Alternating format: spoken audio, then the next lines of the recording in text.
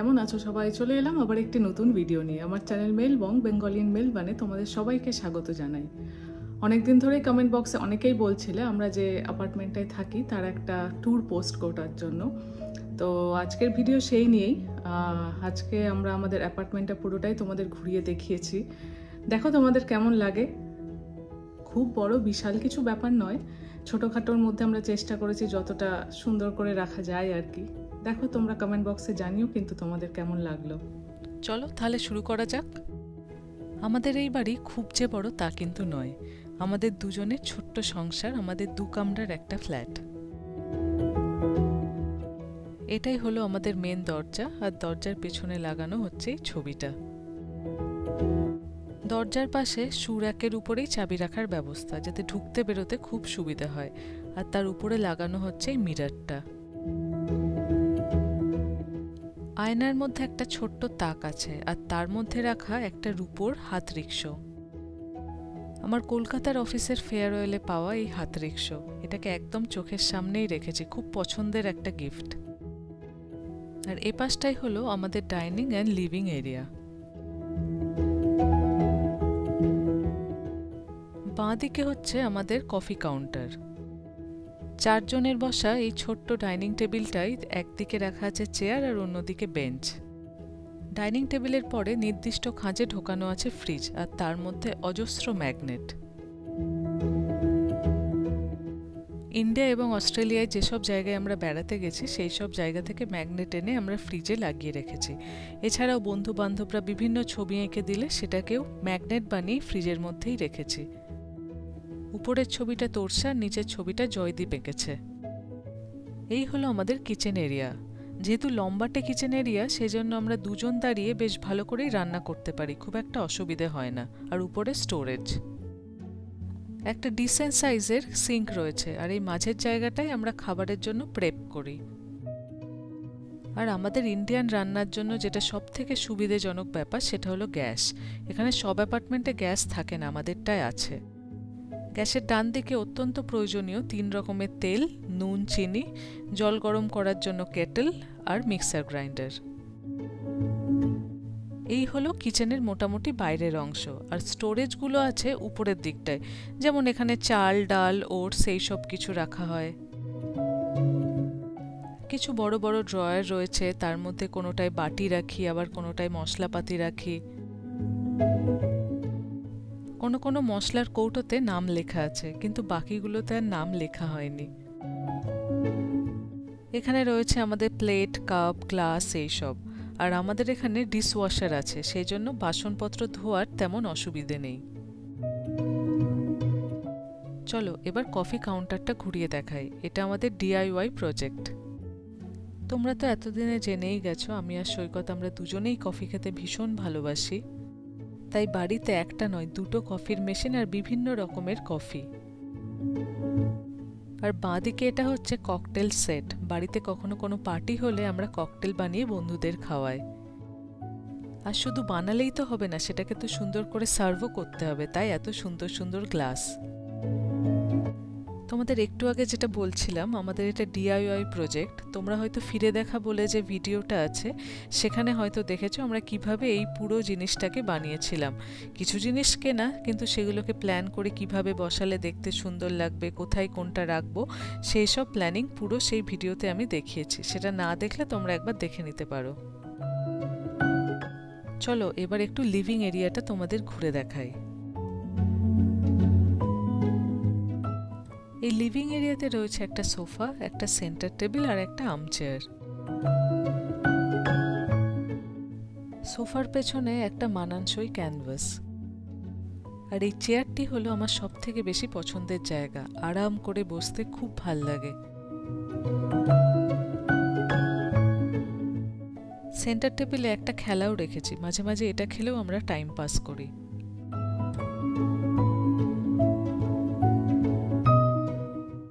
সোফার উল্টো দিকেই হচ্ছে টিভি। সোফায় বসে টিভি দেখার কিন্তু মজাই আলাদা। একপাশে ফুলদানিতে রেখেছি এই শুকনো ডালটা, মানে এই গাছটা কিন্তু রিয়েল, শুধু শুকিয়ে গিয়ে এইরকম সুন্দর দেখতে হয়ে গেছে। এই গেল আমাদের লিভিং অ্যান্ড ডাইনিং এরিয়া। চলো তোমাদের এবার অন্য দিকটা ঘুরিয়ে নিয়ে গিয়ে দেখায়। এইখানে 3টে দরজা, সামনে এবং বাঁ দিকে বাথরুম আর ডান দিকে বেডরুম। এটা আমাদের একটা ছোট টয়লেট, পাউডার রুম। সামনে ঢুকেই এই রকম সুন্দর দেখতে একটা কিউট বেড়ালের ছবি। এটা যেহেতু পাউডার রুম, তাই এখানে স্নান করার কোনো ব্যবস্থা নেই। এখানে টয়লেটে তো জেনারেলি জল থাকে না, কিন্তু আমরা আমাদের জেট স্প্রের ব্যবস্থা করে নিয়েছি। আর রয়েছে একটা স্টোরেজ অ্যান্ড ডিসপ্লে ইউনিট, যার মধ্যে কতগুলো শোপিস দিয়ে সাজিয়েছি আর নিচে কিছু জরুরি জিনিসপত্র স্টোরেজ করা আছে।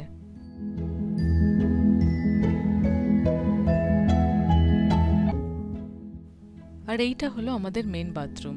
এখানে আমাদের স্নানের ব্যবস্থা। এই বাথরুমের মধ্যে আমাদের অনেকটাই স্টোরেজের ব্যবস্থা আছে। আর এখানে একটা ফ্রেমে বাথরুমের ডেফিনেশন লেখা। আর এই মিররগুলোর পেছনে যে স্টোরেজ আছে, সেখানেই আমাদের প্রসাধনী দ্রব্য রাখা হয়। আমাদের দুটো বেডরুমের মধ্যে এটা হচ্ছে একটা বেডরুম। এটা জেনারেলি আমরা স্টাডি হিসেবেই ইউজ করি। সৈকত যেহেতু সপ্তাহে 3 দিনে বাড়িতে থেকেই কাজ করে, সেই জন্য এই রুমটা ওর জন্যই বরাদ্দ। এই ঘরেও একটা সোফা আছে। এটা সোফা কাম বেড। দরকারে এটাকে বেডের মতো ছড়িয়ে নেওয়া যায়, যাতে কোনো গেস্ট এলে তাকে শুতে দেওয়া যায়। ঘরের একেবারে কোণের দিকে কাঁচের দেওয়ালের পাশে সৈকতের কাজের টেবিল। তার উপরে কলকাতার আইকনিক হাতে টানা রিকশার একটা ছবি। ওর টেবিলের ডান দিকে রয়েছে একটা ডিসপ্লে কাম স্টোরেজ ইউনিট। এখানে আমাদের ঠাকুরও যেমন থাকে, তেমনি রবি ঠাকুরও থাকে। একদম বাঁ দিকের শেলফে কিছু বই, তার সাথে রবি ঠাকুর। তারপরে রেখেছি 1955-এর মার্সিডিজ বেঞ্জের একটা 2 সিটার গাড়ি। কি সুন্দর দেখতে নেই ভিনটেজ গাড়িটা।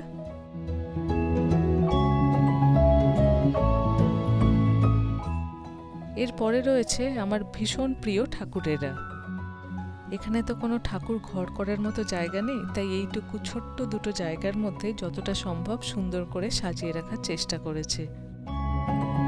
এই ডিসপ্লে ইউনিটের উপরে রেখেছি একটা ল্যাম্প, তার পাশে দুটো ছোট্ট ফুলদানি, আর মাঝখানে আগ্রার তাজমহল। আর বাঁ দিকে একটা ফ্লাওয়ার ভাস।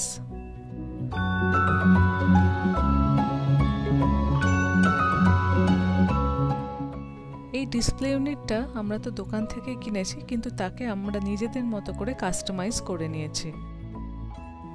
এই ঘরের বাইরের দিকের দেওয়ালটা পুরোটাই কাঁচ দিয়ে তৈরি, সেজন্য এখান থেকে বাইরেটা অনেক দূর অবধি দেখা যায়। উল্টো দিকের দেওয়ালে লাগিয়েছি দুটো ছবি, একটা গেটওয়ে অফ ইন্ডিয়া আর আরেকটা কুতুব মিনার।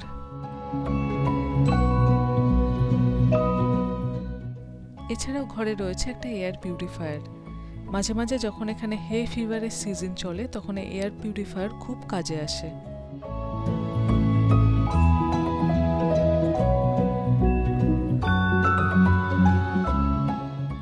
যেহেতু আমরা দুজনেই থাকি, সেজন্য আমাদের খুব একটা আসবাবপত্র দরকার হয় না। চেষ্টা করি যাতে ঘরগুলো একটু ফাঁকা ফাঁকা থাকে, তাহলে ঘরগুলো একটু দেখতেও ভাল লাগে আর বেশ চলে ফিরেও একটু আরাম পাওয়া যায়। তোমাদের একটু সোফা কাম বেডটা দেখায়, কত সহজেই এটাকে সোফা থেকে বেড আর বেড থেকে সোফায় কনভার্ট করা যায়। চলো এবার তোমাদের ঘুরে দেখায় আমাদের মাস্টার বেডরুম। এই হলো আমাদের মাস্টার বেডরুম। এই ঘরে রয়েছে একটা বড় বেড, বাঁদিকে একটা স্টোরেজের জায়গা, টল বয়, আর ডান দিকে আমার কাজের জায়গা। যেহেতু আমি বেশিরভাগ দিনে অফিস যাই, মাঝে মাঝে কখনো কখনো ঘর থেকে কাজ করি, তাই আমার কাজের টেবিলটা একটু ছোটই রেখেছি, যাতে খুব একটা বেশি জায়গা না নেয়। বেডের পেছন দিকটায় দুটো পেন্টিং টাঙানো আছে। বাঁদিকে যে টল বয়টা, সেটা আমাদের ভীষণ কাজে লাগে। আমাদের বেডিং, বিছানাপত্র, চাদর, বালিশের কভার এইসব রাখার কাজে আমরা ব্যবহার করি। আর উপরে রেখেছি এই ফুলদানিটা, আর তার সাথে এই সুন্দর ফুল। আমাদের দুই ঘরে এইরকম দেয়াল জোড়া আয়না রয়েছে, যার পেছনে রয়েছে আমাদের কাবার্ড, যেখানে আমরা জামা কাপড় রাখি। আর এই ঘরের সাথে রয়েছে আমাদের ব্যালকানি, মানে আমাদের এই ঘরটার ব্যালকানি ভিউ। এই ঘর থেকেও ব্যালকানির দিকে যাওয়া যায়। আমি কাজ করতে করতে বাইরে ব্যালকানির দিকে তাকালে অনেক দূর দূরান্ত অবধি দেখতে পাই।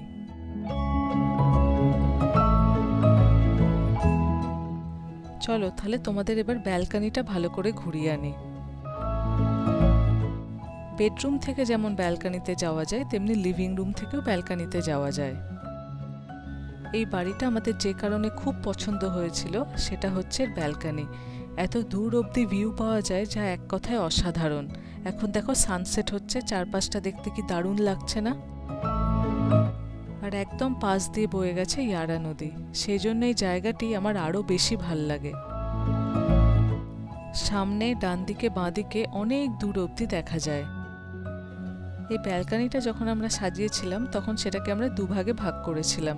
একদিকে রেখেছিলাম এই বার হাইটের টেবিলটা, যেখানে আমরা বসে ডিনার করি মাঝে মাঝে যখন গরমকাল চলে, আর অন্যদিকে একটু বাগানের মতো কোজি জায়গা যেখানে বসে আমরা গল্প করি, চা খাই।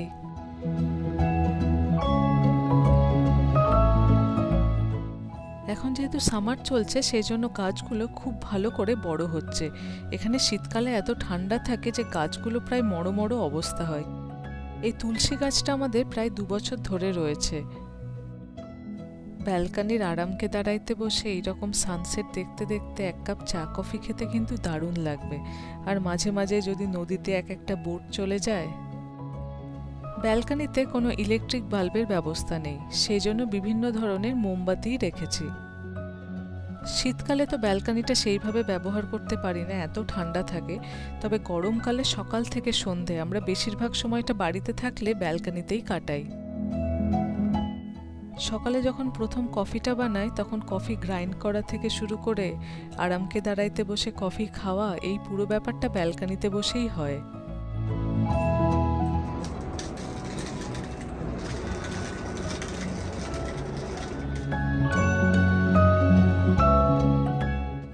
তোমরা হয়তো আমায় দেখে ভাবছো আমি সামারে কেন গায়ের মধ্যে চাদর দিয়ে আছি। আজকে সকালের টেম্পারেচার এখন 13 ডিগ্রি।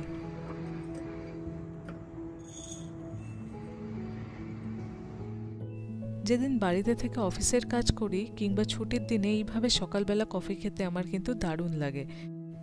দিনের অন্যান্য সময় ব্যস্ততার মধ্যে তো ইনস্ট্যান্ট কফিই খাই, কিন্তু এই সকালের কফিটা বানানোর মধ্যে যে একটা আমেজ পাওয়া যায় সেটা আমার কিন্তু খুব ভালো লাগে।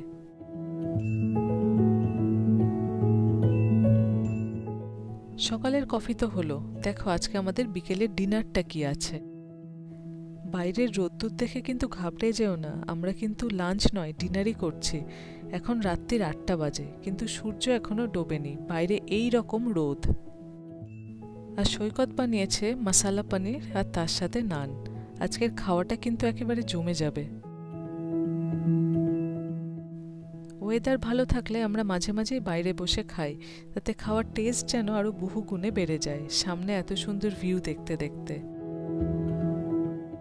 রেস্টুরেন্টের বার চেয়ার টেবিলগুলো যেমন অনেক উঁচু থাকে, সেই রকম ইচ্ছে করেই আমরা এই টেবিল চেয়ারটা উঁচু কিনেছিলাম, যাতে বাইরের দৃশ্যটা ভালো করে উপভোগ করা যায়।